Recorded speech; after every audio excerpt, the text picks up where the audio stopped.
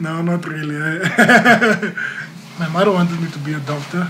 My father wanted me to be a boxer. I was more towards my father's side, being a boxer and stuff. I enjoyed it. It was good. I thought that was going to be like the end goal for me. Until like I just got a passion of cutting hair, you understand? And something simple as cutting hair became like a career. I can cut hair like any time of the day, and it doesn't feel like work to me, you understand? And once something doesn't feel like work, you know that you're doing the right thing. It all started at the age of 14. I used to like stand around and watch other barbers cut hair, you understand? I used to like just chill around and just be that guy, just watching other guys doing it. And I just go home and go and practice, you understand? Maybe try this, try that. Cutting like at home, like in my mother's room and stuff like that. There was hair all over. And so there was always this commotion that's happening in the house because there used to be a lot of people coming to the house. And I was like, you know what, man? Why don't I just try and do something out of it? And me and a friend of mine, back in 2011, we just decided, you know what, let's just cut hair like on the porch of a local supermarket at one of my friend's shops. I mean, like, it wasn't to say that it's going to be a business, and we just wanted to see people with different hairstyles. And the end result was like people came out in numbers. There's been a lot of challenges. I mean, like, the friend that I started out was my partner at the time. He abandoned the business while I was away.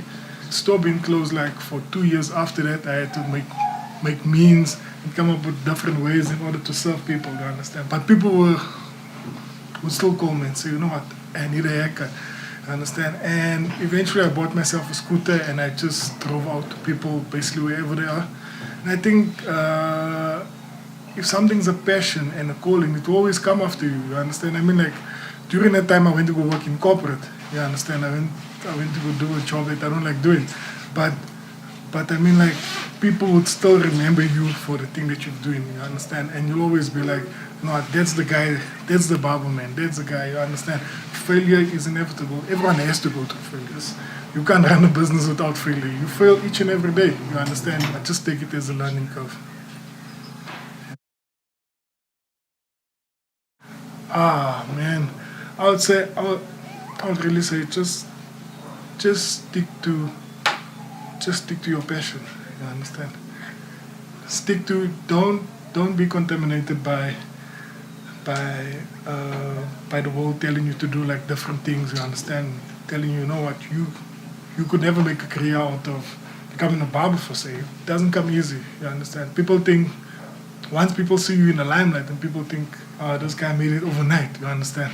But there's no such thing as overnight. Put in the hard work, there's always somebody that's working harder than you, so outwork everyone in your group. So yeah, that's about it.